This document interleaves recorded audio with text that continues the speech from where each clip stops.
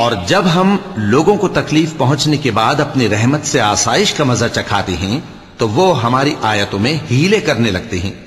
کہہ دو کہ اللہ بہت جلد تدبیر کرنے والا ہے، اور جو ہیلے تم کرتے ہو ہمارے فرشتے ان کو لکھتے جاتے ہیں۔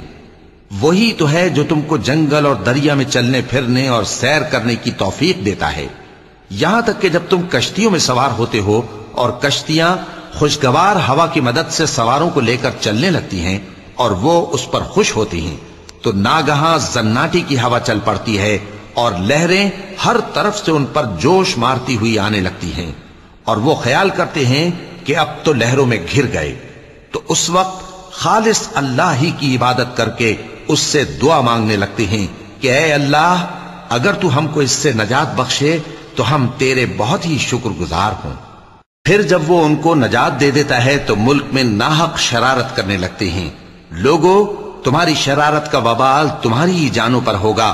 تم دنیا کی زندگی کے فائدے اٹھا لو، پھر تم کو ہمارے ہی پاس لوٹ کر آنا ہے۔ اس وقت ہم تم کو بتائیں گے جو کچھ تم کیا کرتے تھے۔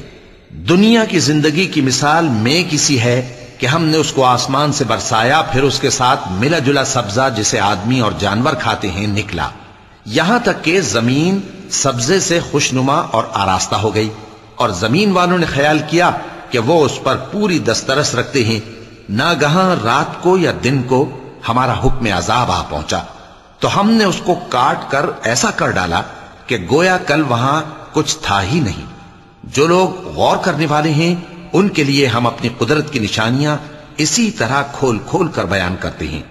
اور اللہ سلامتی کے گھر کی طرف بلاتا ہے، اور جس کو چاہتا ہے سیدھا رستہ دکھاتا ہے۔